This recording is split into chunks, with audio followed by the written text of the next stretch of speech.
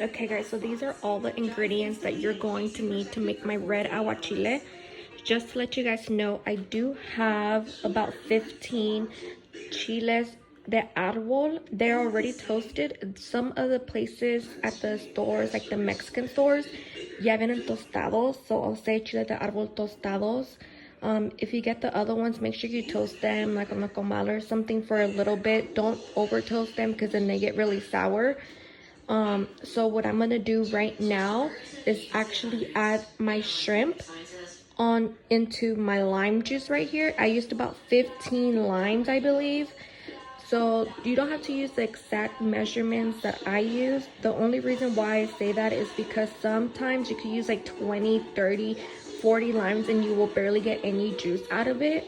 So just make sure you go off base, like you need to make sure that it practically covers your shrimp in the lime juice. So like I said, just make sure you know, just make sure you keep adding the shrimp onto the lime juice, and then you'll know how much lime to use. So this is what I was talking about. You need to make sure you use enough lime to cover your whole shrimps. And then after this, so practically I used a pound of shrimp from my recipe, but you guys can use as much shrimp as you guys want. But then just make sure you add enough lime to cover all your shrimp, because your shrimp is practically going to cook in the lime juice.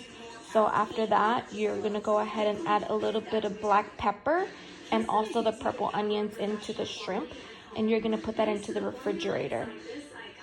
So this is what it looks like with the black pepper. Black pepper is really important for when you're trying to make aguachile. It literally makes it have like a whole different flavor. So make sure you add that, and then you're going to add the purple onions. So I added the purple onions in, and you kind of just want to make sure that all your shrimp is covered with the lime juice. And I only used a little bit of onion. I used about half a purple onion for my recipe today. You can add as much onion as you want.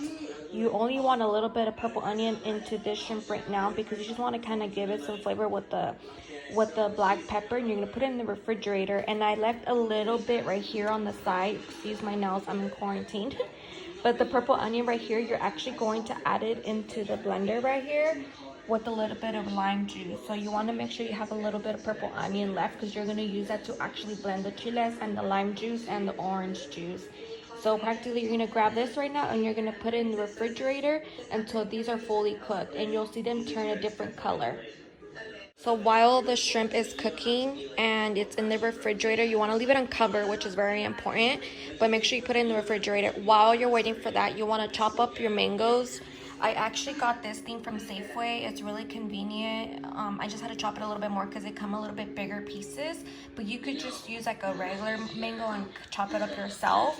But this was really convenient from Safeway. So I have this much of mango. My husband loves mango in his aguachile. It doesn't matter if it's red or green or anything, but he loves it. So you could use up this time while that's in the refrigerator to cut up your mango. And then you're gonna go ahead and use one orange right here. You could go ahead and cut that while you wait for that to cook.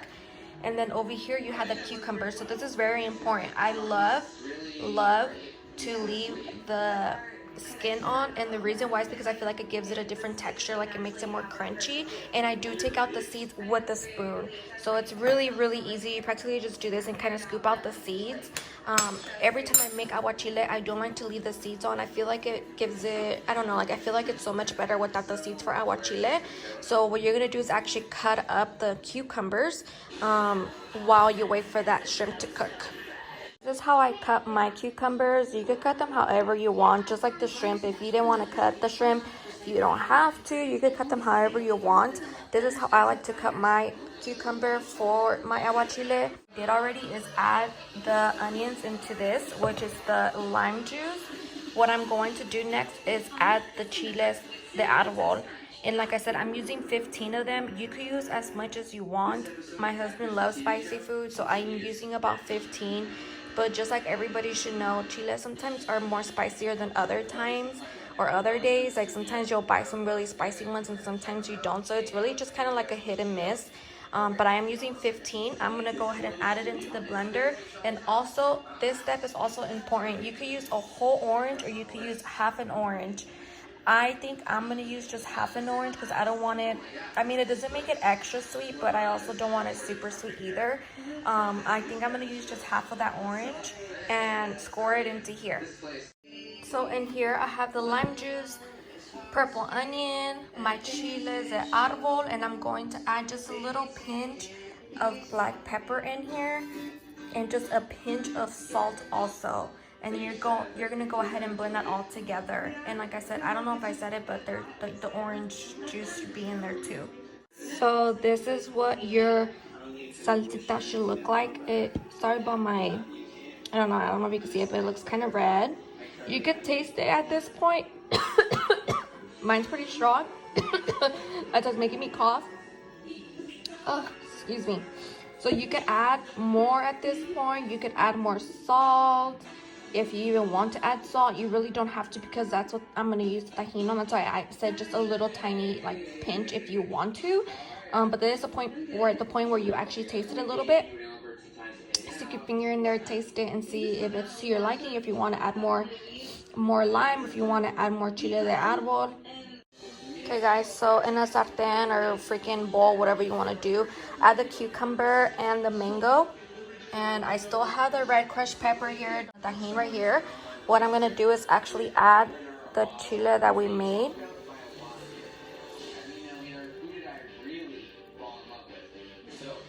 You're just going to leave it there so it's ready to go right now. So like I said, like just make sure you look at your shrimp. You'll see when it's ready, when it starts to turn more pink. Some people leave it in there for about 30 minutes. Some people leave it for about 2 hours.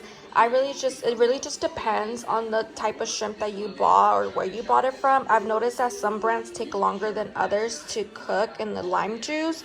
So you just want to take a look at it and see when it gets a little bit more pinkish. That's when you know it's ready. I don't like it when it looks gray. That's when it's probably still a little not fully cooked, even though I know some people really like it like that, but we don't. So yeah, you could do at least 1 hour. So this is ready to go. When the shrimp is ready, then we'll go ahead and add it in here.